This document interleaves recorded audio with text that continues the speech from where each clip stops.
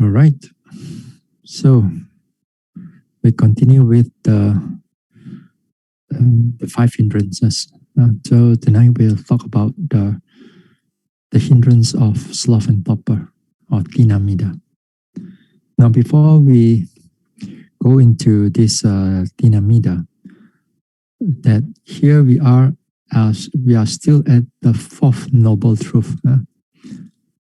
Then in the fourth noble truth, the whole nature of the fourth noble truth is to develop, is to cultivate. The first noble truth is to be fully understood. The fourth noble truth, when you develop it, so in order for you to understand, or in order for you to see the true nature of the first noble truth. In the first noble truth, the Buddha says that the five aggregates of clinging, they are suffering. Five aggregates of clinging are suffering, are dukkha. So, when we pay attention, when it comes into vipassana, when you are noting, when you are paying attention, when you are being alert about your objects of rising, falling, sitting or touching, thinking, planning, and all the hindrances also falls under the five aggregates. So we are not far from the fourth noble truth, or in the four noble truth. So we are still here. We are still here, and all the nature of in the fourth noble truth is to cultivate. Cultivate is also including of abandoning also. And you say that means you make the effort, you cultivate the effort, you cultivate the mindfulness in order to abandon the hindrances. So we are still here in the fourth noble truth now. Now, so we're going to talk about the sloth and topper. Now, this sloth and topper, or tinamida, or in the nowadays the Bhikkhu Bodhi, in the newer translation, he will use dullness and drowsiness. And then there are also other translation also. So it's good that at times when we read also when we read these Dhamma books, then it's kind of like we need to know exactly what it meant by in the Pali also too, because in the Pali they don't change the terms, but in the English when it comes into translation, then the terms may change according to time and also according to the different authors. So it's good that for us to this one. I'm not so concerned about so much terms here and there, and because when it comes to English translation, it all depends on the understanding and the development of the author. So I'm not too concerned about whichever good translation I find it, and then okay, I can take it. Now in the in this sloth and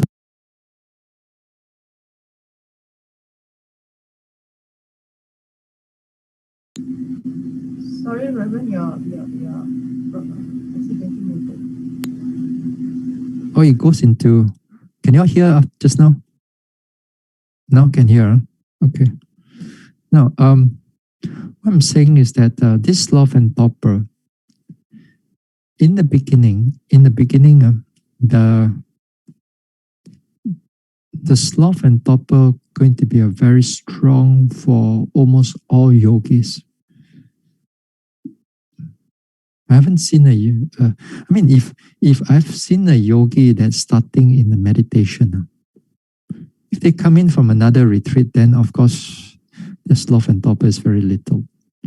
But for most of the yogis who just begin the meditation, even though they have been practicing in the past and they are not continuing from a retreat to another retreat, a continuous of retreat. Sometimes they continue retreat because that retreat already over, they continue over into the present retreat. So if you are in the continuity of the retreat, then you don't feel so much of the sloth and topper. But if you are starting the retreat anew, then many yogis will have a difficulty going through this meditation, going through this sloth and topper. In the first few days, you kind of literally you are sleeping on the job. You're sleeping while sitting. You are so drowsy even when you're walking. You're drowsy even when you're eating. When you want to sleep that time only, then you're awake. Then that time it's all upside down. A lot of things upside down. And it's understandable. During in the retreat, we are changing our times, our lifestyle, our conditioning. A lot of things we are changing. We are even changing the time that we are sleeping and the time we are waking up. Very few of us wake up at 4 o'clock every day. Or very few of us of 3 o'clock every day, depending on where you are. In Burma, they start off 3 o'clock. They finish at 9 p.m. 3 a.m. in the morning, finish at 9 p.m. Whereas in Malaysia, they start at 4 a.m. They finish at 10. Same. So because of the changing of the times, then the body have a lot of difficulty of adjusting. Now, after adjusting, they feel much more better. That means after a number of days. That's one big reason they have a sloth and topper. Now, second reason you have a big sloth and topper, strong sloth and topper, is because of your work. Especially those coming with a very, a lot of career, and they come in to meditate. And they got to stop their job. They have to take leave. They come for a retreat. And usually, before they come into a retreat, they try to clear whatever they can. And they try to clear. And when they try to clear, that means they rush. They have to rush and they have to do this and to do that. And then they may have a lack of sleep.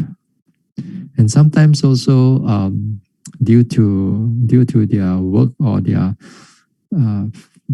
nature, then they find that they also have lack of sleep in the everyday normal days. So when they come into a retreat, then you don't have much things to do, and you're like walking, sitting, meditating. Then the mind gets tired, very easily get tired. Then the time also they'll go into a lot of sloth and topper, strong sloth and topper. So now it'd be good before you come into a retreat. It's good that kind of like we warm up first. We do some more meditation. If we can, if we got the time. If we got the time. If you don't have the time, well, you will come into a retreat for the first few days. You're going to have a lot of drowsiness. And because of these two, then don't come for 3 or 4 days retreat. Especially in the Mahasi style, you come for 3 or 4 days of retreat, you will have a lot of drowsiness. Other type of meditation, you may not have it, because in other form of retreat, you may have to do some household.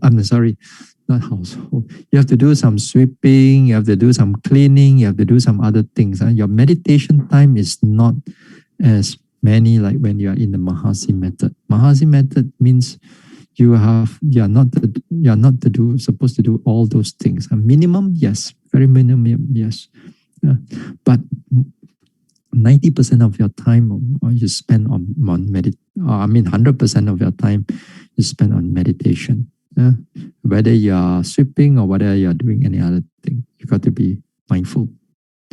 So because of that, when you go to other forms of retreat, you don't have much of a sleepiness, but a little bit, but not as strong as especially when you are doing Mahasi method. So because of that, a lot of people cannot take it.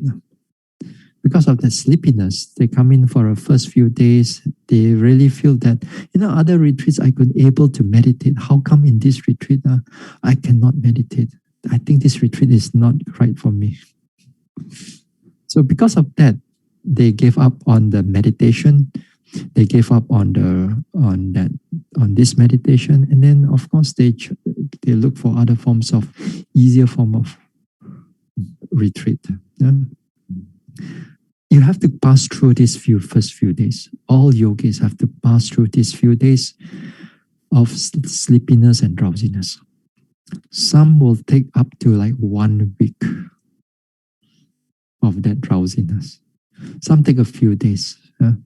Sometimes when you are in the beginning of your practice, then it may take more days. But if you have done a number of retreats, it takes less. Maybe 2 or 3 days, then the mind become more alert. So this is in the beginning part of the meditation. Now, also when you are in the everyday life too, when you are doing meditation, you are also sometimes bombarded by all this drowsiness. Now, if you're coming back from from work, then you've been rushing here and there, doing a lot of things, a lot of thinking, physical work also sometimes, and then when evening you want to meditate, then you find that my mind is so drowsy. Or for other people, they like to meditate in the morning. They meditate in the morning, they find that waking up in the morning, they are fresh, they meditate, they're not so much of sleepiness, which is good. You find your sweet spot, you find your right timing to do a meditation. But it's not good for everybody in the early morning, because some people in the early morning is very drowsy. They don't feel alert until like in the afternoon or in the evening. So each and everybody has got its own different timing to meditate in the everyday life. But nevertheless, you are still bombarded with this sloth and topper once in a while. Even you wake up fresh in the morning. And we're going to see how this sloth and topper, how are we going to overcome them. Now, just like all the other hindrances that we have already talked about, it also is important that for us to understand or face to face with this sloth and topper. That means when you go face to face with the sloth and topper, tinamida, you have to know its characteristic. You have to know its nature. If not, sometimes this sloth and topper, they come in with such a fine, very soft, peaceful, and then they slip into your noting. Without you realizing it, then you find that your noting is getting dull, it's not so clear anymore. So it's important for us to take note of it, even whether it's strong or whether it's weak. So it's good for us to understand its characteristic, its nature. Usually I think that although we're going through all these characteristic function and all that, as I said, it doesn't justify the whole development, because when it comes in more than you can able to describe. More than you can able to describe in whatever vocabulary that's going to put later that we're going to see. Much more than that. So it's good that for you to go and see them as they really are. Okay? Now let us go into the screen sharing.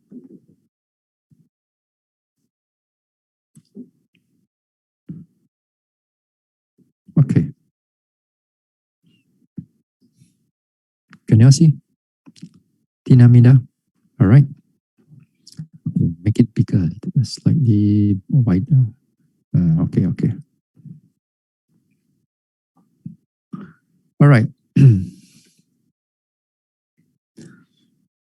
Now, the characteristic here of this sloth and topper, It's called the lack of a driving force, a mental driving force. Its function of this sloth is to remove the mental effort, and its manifestation as sinking or a heavy mind. Let it go into the characteristic of Torpor. Then after that, we talk about them together. The characteristic of Torpor, or drowsiness here, then this is the unwieldiness of the mind. Unwieldiness, that means the mind cannot able to bend. That is to say, all your other mental functions are also become unwieldy. That means they are not able to do their function. The function here is to smother, is to cover. To cover up all the other mental function, all other mental states, so that they don't work. Manifestation, when it comes in strong, is nodding like sleepiness and sleepiness. Now, when you look at this characteristic function manifestation, when you go through all other characteristic function and meditation, even for mindfulness or effort and so on, they are showing you, they are describing when they become strong and clear. They become strong and clear. Okay? Just like when you see drowsiness, when they are strong and clear, you already go into nodding and sleepiness already. Not sleep, not sleep, sleepiness. Sleep is not sloth and topper anymore. But of course, on the way there, but not sleep, it's sleepiness. So when you look at the characteristic function manifestation, they are all showing you its strong characteristic. I mean, you can see them. So too, sometimes when you read like mindfulness, concentration, then also they got characteristic mindfulness, function, manifestation. They too also are describing the strong type of mindfulness. When mindfulness is strong, how is it like? But when you are in the beginning of a practice, you want a lot of time. People also do not know what is mindfulness. Practice after one retreat, two retreat. Also, they also mong cha cha. What is mindfulness? What is concentration? They are still doubtful about what is mindfulness, what is concentration. Why is that? Because they are not clear. They are not obvious yet. Although sometimes after the retreat, you go back and see what is mindfulness. You look at the characteristic, you go and read the characteristic. Then you look at yourself, whether you have not. I don't think so, I have. It's not that you don't have, but it's not obvious. It's not clear yet. Yeah? But for Sloth and Topper, then they are very clear. You don't have to wait until you are enlightened and you see this. Then this time in the beginning of your practice, you could actually able to see this because they are hindrance. They are not something a wholesome state of mind. This is an unwholesome state of the mind. So it's very clear. So we want to bring that sloth and topper, dullness and drowsiness we minimize them. To minimize them. That means little nodding, little sleeping. Now the cause here is called the unwise attention to boredom or drowsiness. Here the Buddha described it a little bit more. The Buddha described it a little bit more here. It says that, because I do not see even one other thing on account of which unarisen dullness and drowsiness arise, and arisen dullness and drowsiness increase and expand so much as discontent, lethargy, lazy stretching, drowsiness after meals, sluggishness of mind. For one with a sluggish mind, unarisen dullness and drowsiness arise, and arisen dullness and drowsiness increase and expand. drowsiness, your sloth and torpor arises because in the beginning there's also sloth and torpor coming in already. It's just that you are not aware of them. Boredom also is a kind of a light sloth and torpor. Mental lazy also is kind of like a light sloth and torpor. That means you are stretching lazily, because you eat too much after meal, or you eat too much just now. In the beginning, the body becomes lethargic.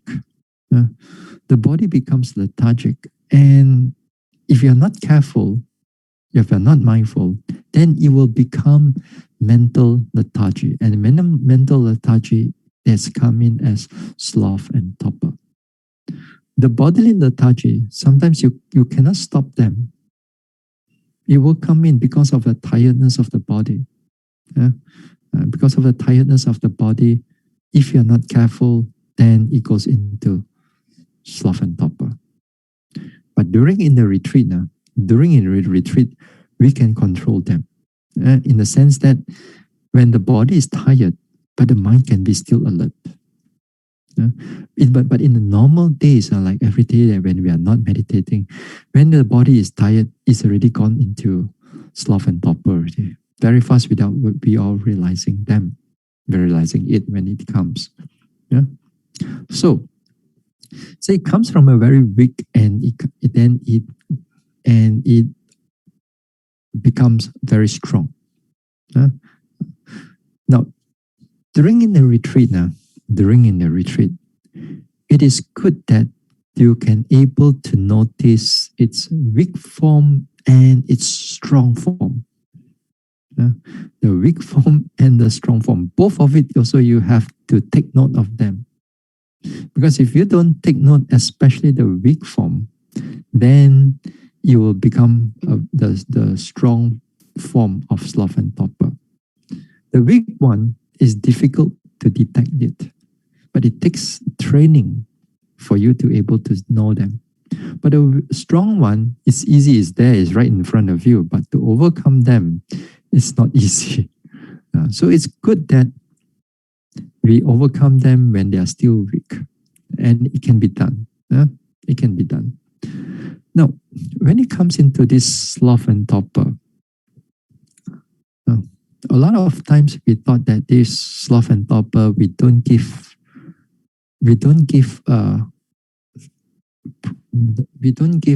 attention towards it. In the beginning of the practice also, in my vipassana practice, every time when it got overcome by drowsiness and dullness and so on, I do not know what to do. And we do not go pay attention to it. So it's good that at least we begin to understand them, because in the later part, when I begin to see them as they really are, then you begin to notice that it's quite interesting, this sloth and torpor. It comes in many ways. Take, for example, like this sloth and torpor. They come in sometimes when you are meditating. You're meditating, suddenly your mind become dark and dark and dark. Become darker and darker. And then your object of your observation is not there anymore. It come in one way, in that one of it, as if like you are noticing the smothering effect. It becomes darker, as something like a blanket as covering up all your lights already, or your lights become dimming inside. While you're noting, it starts to dimming. Or sometimes you find that when you're noticing, your whole mind becomes so heavy or sinking. It's like in the abyss like that you cannot rise up. The mind is not like light and easy, but it's so heavy and dull. Then you begin to notice is this one. Or sometimes when you are meditating, and then you begin to notice that how come the noting power has become less and less and less and less. It's like no energy to note that the object while you're still paying attention to it. Then you begin to notice that sloth and topper start slowly coming in already. Yeah. Most of the time, even it becomes strong, of course, it already manifests into nodding and sleepiness already. Not just nodding and sleepiness. Sometimes some yogis, the body also starts swinging to the left, to the right, sometimes forehead also into the front, to the backs. Different people have different way of sleepiness when it's become heavy. Sometimes some people they can have some yogis they can sit straight on without this nodding, without this nodding, but inside there is already asleep. Inside there asleep. Then, but you look at the yogi, thought that wow, the yogi is wonderful. He can sit so long, but inside there is already asleep. How they do that? I have no idea. This one I haven't mastered. That one they mastered already. This time even the teachers walk past them, or the Sayadaw walk past them, the Ajahn walk past them. Wow, they look at this yogi who are still very good. But inside it's not doing anything anymore. So you have to have wise attention to all this boredom. So they have the weak part and they have the strong part. We as a meditator, sometimes we want to see, when we begin to see yogis when they are meditating, we are also very careful when the yogi is coming with a lot of hindrances. Because when you come with a lot of hindrances, the yogi gets disappointed with the meditation. When it's disappointed with the meditation, that means the doubt will start coming in, whether you should do this or that, we should meditate this or not, should I go to another retreat or not, should I stop retreat or not. Then later part, not only that, the doubt comes in, also the faith towards the development of the mind is also begins to shake. And then if it becomes too strong, then it becomes a problem. So to this dullness and drowsiness, for some yogis, these are very strong. They're strong because of there are different places when I go to in the past, when I went to different places, sometimes I see certain culture have certain hindrances more stronger than another culture. This dullness and drowsiness, in the Chinese community, you don't find them so strong. Although they overcome by this drowsiness and in a certain time, but they are not in the sense of mentally lazy. Chinese people are very lazy. They're always looking for money. So because with that attitude, they also did bring also into the meditation also. Because mental, their mind is in that sense of business and so on, and because of energy, they also bring it. If they go in the right way, then that energy also becomes part of their character. Whereas when you go over to like Burma, then this laziness of the mind and a lazy mental state, and I've seen a lot of them is like that. They go into a retreat, they don't really want to meditate. When they meditate, the mind starts to become very not alert at all. The women is better, but the men, the men have the characteristic of that laziness is stronger. So with that, they need a lot of encouragement They need a lot of Dhamma talk, which concerning with effort, concerning with pushing and so on. Then only they start to do something about it to their mind.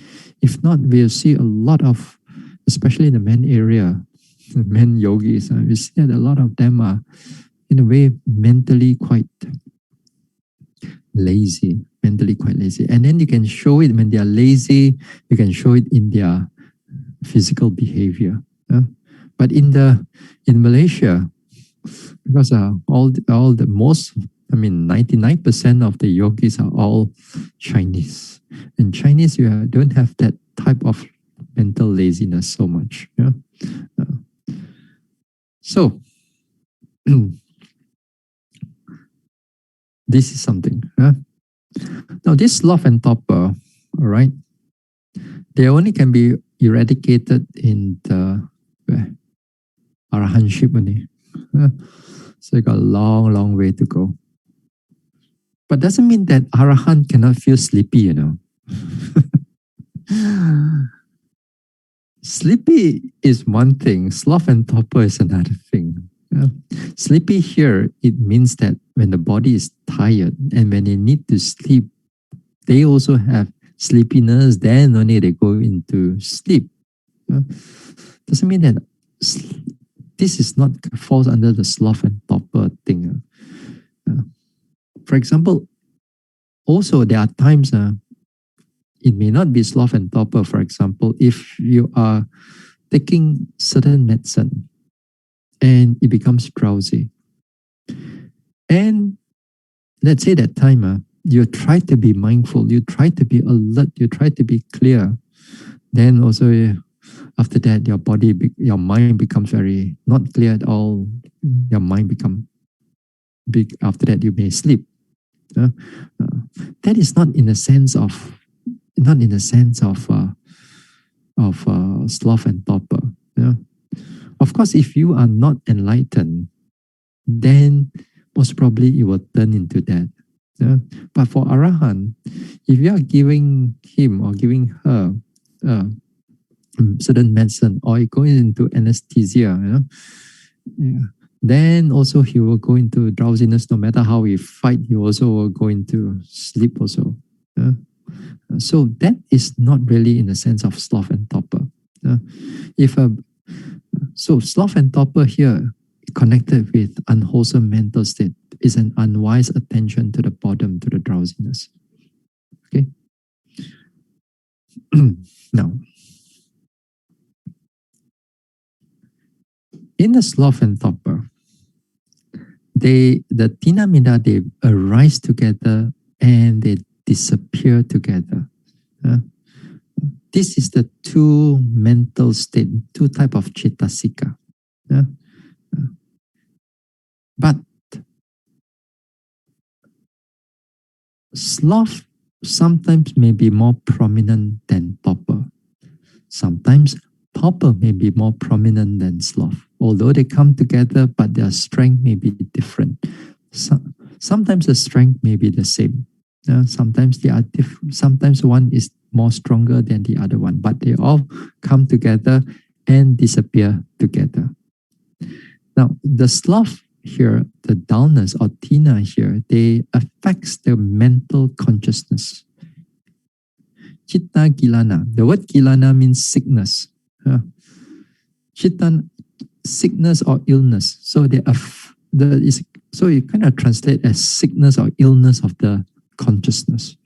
Whereas topper or drowsiness, it affects the mental factor, kaya gilana.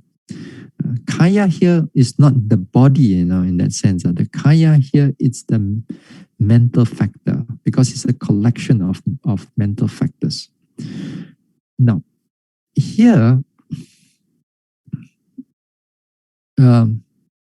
sometimes if you are meditating, of course, you don't have to go and try to differentiate which one is sloth and which one is topper. The time when you are so drowsy and sleepy, you think you can do all these things.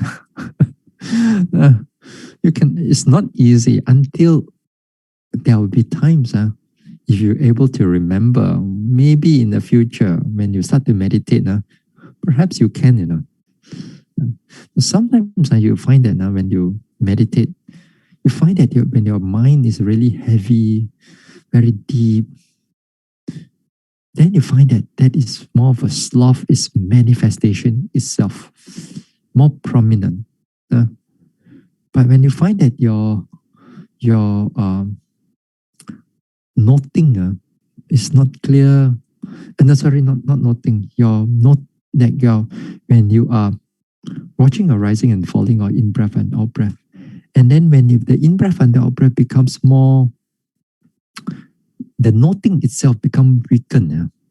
And then at the time you know that sloth and topper is coming in, at that time the topper is more prominent, a little bit more prominent. So there are different ways. Just like just now we go into this one. Like sometimes, like when it's like your light is going out, your it lives like your, firstly in the beginning part your mind is bright, and then slowly it becomes just like a candle light, and then suddenly all gone. That it's also kind of a topper that is covering the whole thing. So something like this, something like that. So sometimes they are more prominent than one to another. Then it will be interesting when you're able to notice these things. Then the meditation will be quite interesting. Even when you even facing with sloth and topper. Most of the time when we have this sloth and topper, we find that the whole meditation become very dull, become very not effective. But when you have when you're able to differentiate them, then it become interesting. Okay, all right. They come together, they disappear together. Okay, now again here, we're going to go through proper ways of overcoming a hindrance. Again here, it's the same form. At least you must have certain degree of mindfulness behind.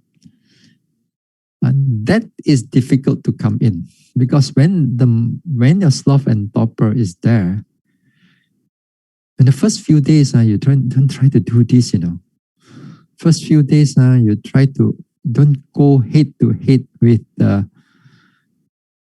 sloth and topper. You're going to lose the game. You're going to lose the game. First few days is all about arousing more effort. You arouse more effort. You cannot face the hindrance.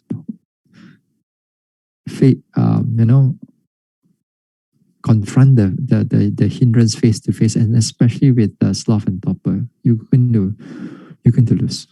You're going to lose that battle. You're going to lose that sitting, in fact. I'm going to lose that walking too. So it's good that we arouse the effort in another way. We arouse the mind in another way.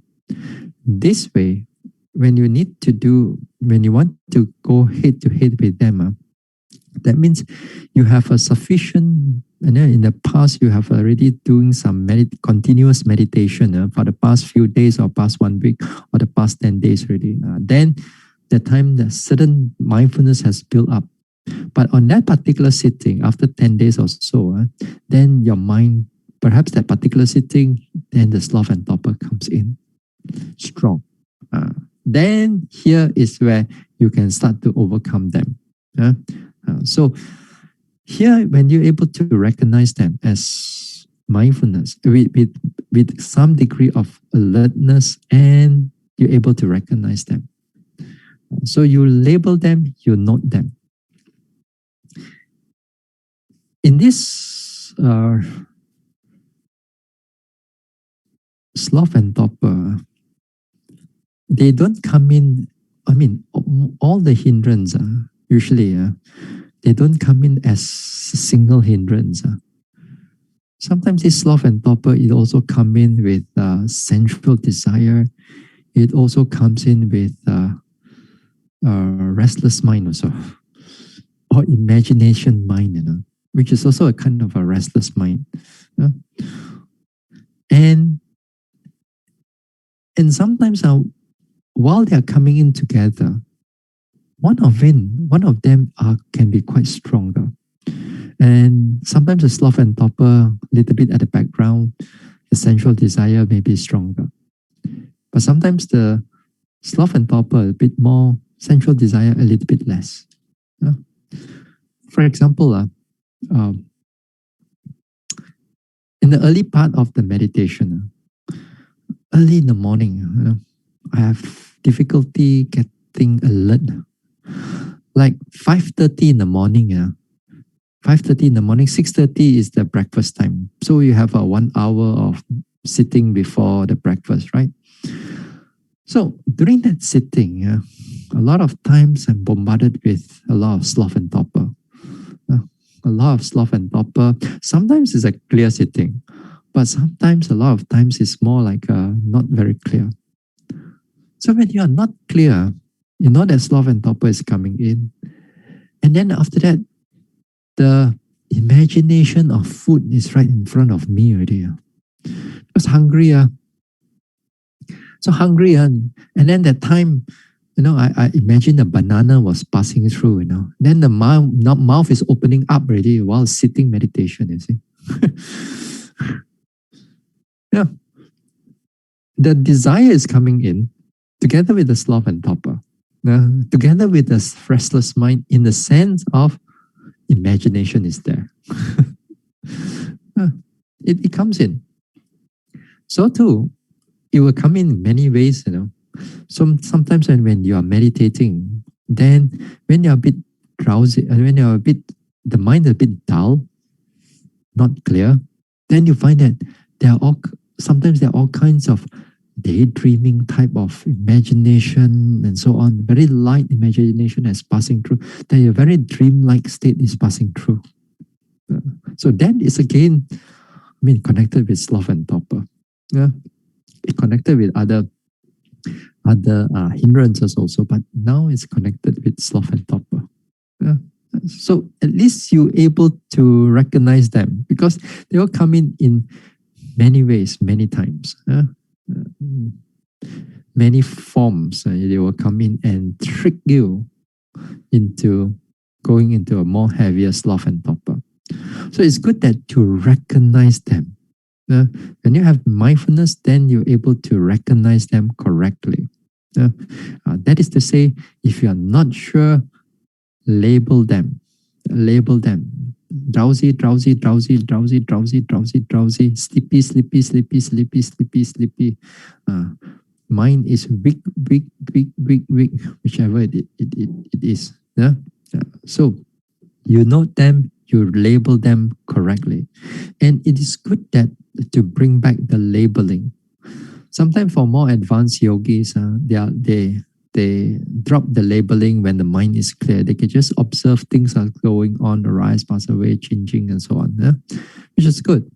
But sometimes also these hindrances, especially for sloth and torpor, when it comes in, this is the time for you to bring back the labeling, because the labeling is very helpful to overcome the drowsiness later on. So you got to recognize them. Recognition is not that easy, as I said just now earlier on. They come in different forms and they try to trick you.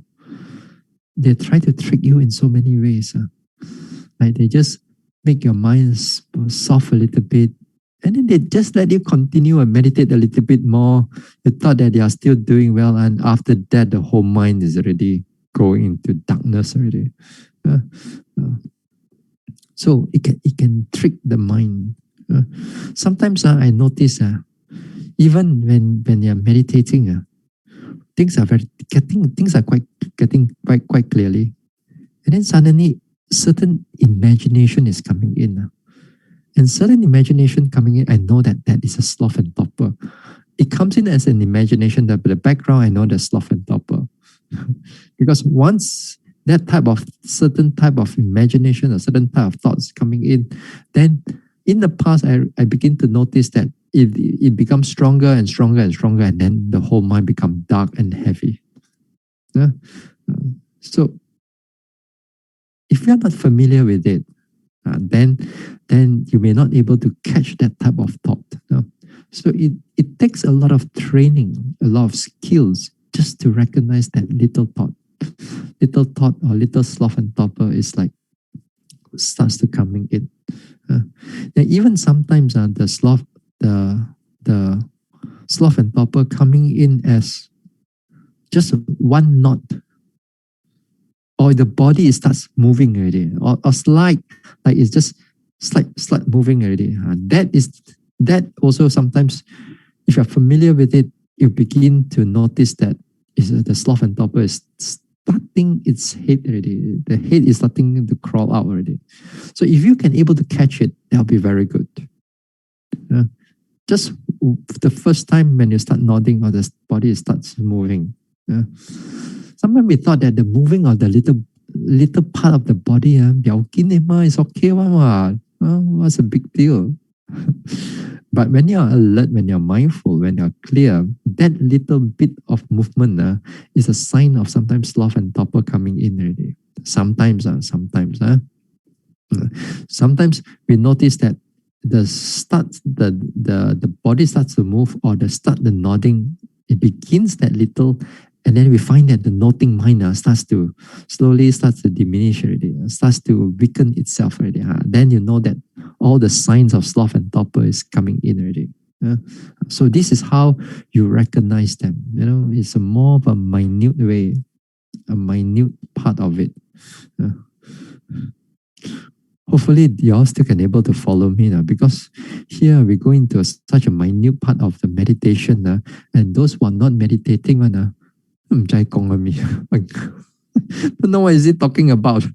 Like that little also want to know.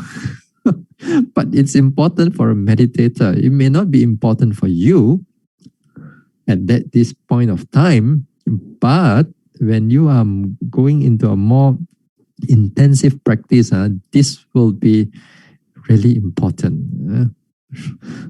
So it goes into this part. Now the third one is acceptance. The acceptance here, again here, just like all the rest of this one, again here some yogis are because of affected by the sloth and topper again and again, morning sleepy, afternoon sleepy, night sleepy, next day also sleepy, for 1 week already sleepy, in between you find that how to meditate like that?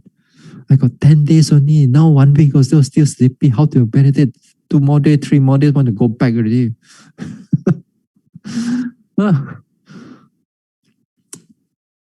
are some retreats, sometimes yogi come in that way. Sometimes your retreat, maybe 2 or 3 days it overcome, and then after that you can able to meditate, which is good. But there are days, there are just some retreat you have to take more days for it, And then you try to compare with your previous retreat. Hey, previous retreat I can do 2 or 3 days. How come this retreat I take more days? Bhante, something wrong with me, is it? Bhante, I didn't do this or didn't do that, is it? And then they begin to doubtful, doubt about their practice. Then all these things because they're not accepting the sloth and topper. So you got to be able to accept the sloth and topper. Now sometimes some people cannot accept the sloth and topper because that they think that meditation, all these hindrances must not come in. Come in only, that means my meditation is bad, fail. It's not like that. You see, as I said again, the 5 hindrances is part of the Dhamma Nupassana, is part of the whole meditation practice. It's because of our attitude that we cannot able to accept this one. Our attitude is to be perfect.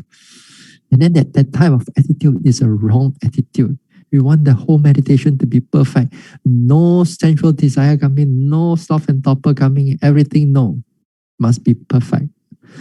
You're not there yet, you're not Arahant yet. If you're Arahant, maybe lah. If you're not, then no. So because there are some yogis thought that it must be perfect. Then there are also yogis thought that the perfect of a sitting, especially in the sitting, because in the walking they don't get so sleepy because they are moving around, which is true. But in the sitting, also they don't want the mind to have nodding, or the mind, the body to nod, or the body to have a little movement here and there. So they cannot accept all these things. So what they will do is that they will stiffen up the whole body, and then they sit very straight.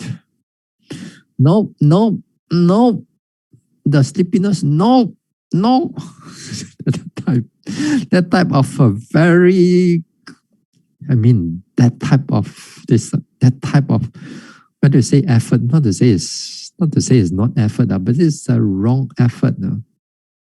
It's non-acceptance. It's the whole attitude.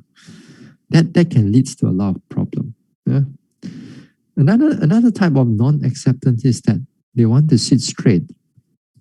They cannot show themselves to be drowsy or sleepy, must be perfect in this one, because they are shy, or they are afraid that other people might look at them. You look at that monk, you see? Every time sit sleepy, you see? Then the monk, sometimes they think that, oh, people are looking at me. I cannot show a bad example to other people that is just behind me. And I must sit always the time straight. And that also wrong, because you're trying to use a conceit, your I. You're trying to use an I to overcome this sloth and topper, which is, as I said, you cannot overcome an unwholesome mental state with another unwholesome mental state. Yeah, you cannot use your I am, your conceit to overcome your sloth and topper. So you use a lot of I because you cannot let people see that you are sleepy. And this happen sometimes in the retreat, because once in a while there are monks come into the retreat. Once in a while there are nuns come into the retreat. Once in a while there are leaders of a Buddhist society come into a retreat, or a leader of a community of a Buddhist that come to the retreat, and then all their followers also is following them for that particular retreat. So the leader mustn't thinking that they must not show all these signs of sleepiness. Signs of sleepiness are going to be a bad example to all my followers. Then they fall into all this conceit. I am. Then they try to overcome the sleepiness in that way. That is also not right. Wrong acceptance also means that there are people who just don't care, don't bother. Bhante, if I am so sleepy, Bhante, can I just go to the room and sleep or not, Bhante? They don't care, don't bother already. Then that time, accept sleepiness, sit there and sleep more, and get up and just go to the bed, or just lie down there and sleep. That also is wrong acceptance. That is not the right acceptance. So this way, there are many times yogis use the wrong way, or use the wrong way to overcome sleepiness.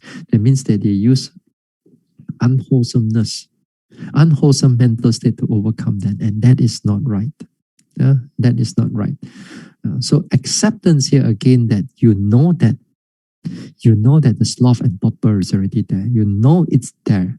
You're not trying to push it away. You're neither make it stay. Yeah, it's it's there. You accept that it's already there. You don't try to be you're not a perfectionist and so on, but you know that that thing is there already. Then you accept it. Then it's good. Yeah, that means you're having a right attitude, a right acceptance, a right mindfulness onto the sloth and topper. Now, then when you have that type of awareness and acceptance on this sloth and topper. So the next thing is to overcoming. Yeah. Overcoming most of the time or all the time it's using this mental effort and also initial application of mind, because initial application will bring in the mental effort. So in the wide scope, it's all mental effort. But when you are actually doing it, it's a lot of initial application. We're going to see maybe today, maybe another day. Yeah. So we talk about vipassana, samatha, and other skillful ways. Again, the same way of overcoming them. So, so before we go into this, let me talk about a little bit about effort first. Before, I think now here, effort here, because I do not see even one other thing on account of which unarisen dullness and drowsiness do not arise, and arisen dullness and drowsiness are abandoned, so much as the element of instigation, the element of persistence, the element of exertion. For one who has aroused energy, unarisen dullness and drowsiness do not arise, and arisen dullness and drowsiness are abandoned. Okay, so to overcome them, the Buddha says the element of instigation, element of persistence, element of exertion. So this is the three different level of effort. Viriya Dhatu, the element. The Buddha used it, the element. The first one is called Arambada Dhatu. Now, in the Sayadaw Pandita spoke on the path to freedom. They use the word putting forth effort, the element of putting forth effort, Aramba Dhatu. It's as similar as instigation. Step up effort, Nikama Dhatu, element of persistence at the top. An element of striving towards success, Parakama Dhatu. It's the element of exertion. So you see, again, translation a bit different, but in the Pali, they are all the same. That is what element of instigation in Pali, Aramba Dhatu. So here,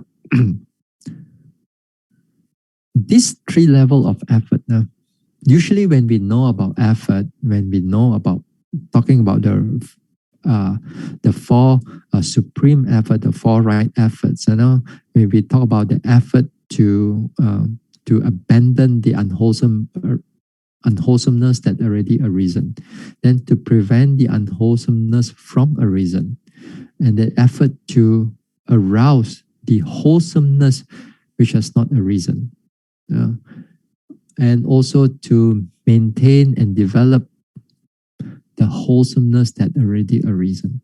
That is the four usually that we know about the right effort. But in another way, the Buddha used the Viriya Dhatu, the element, the element of effort, Viriya Dhatu. Now here, what it means by putting forth effort.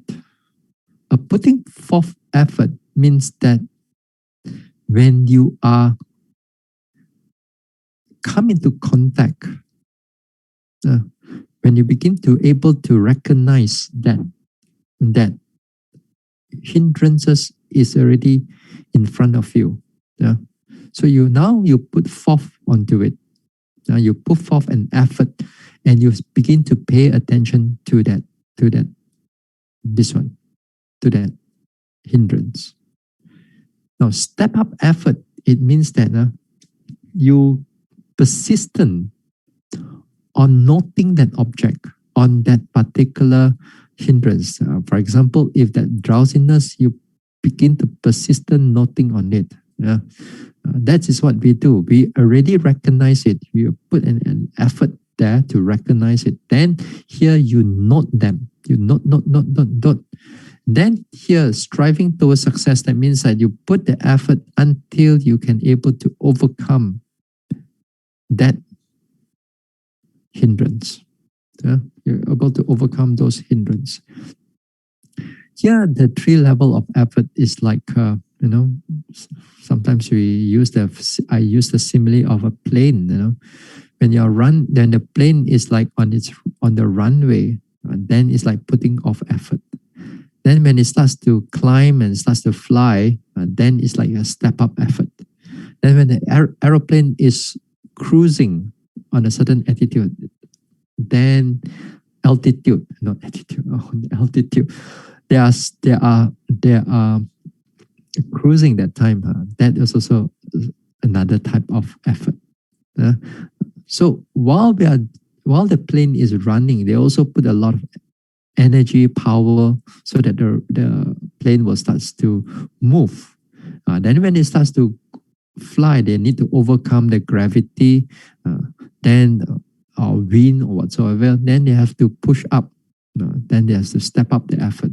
Again, also when they are cruising also there's a lot of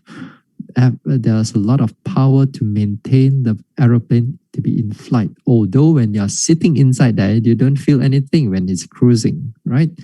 But the aeroplane is at full power.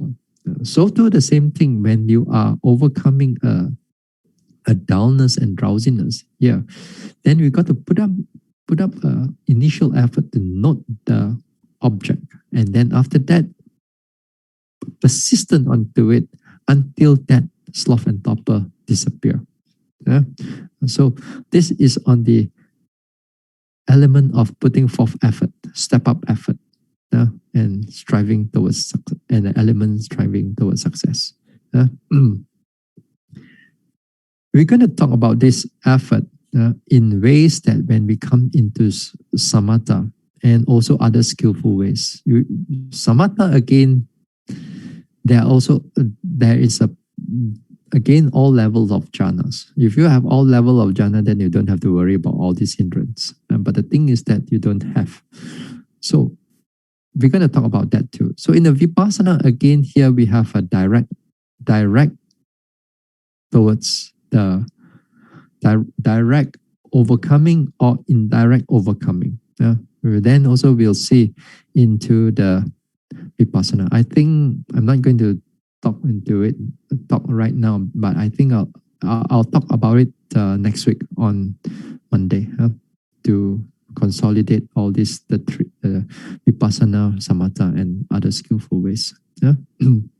It's quite a lot of talk now. It's quite interesting actually for me, at least.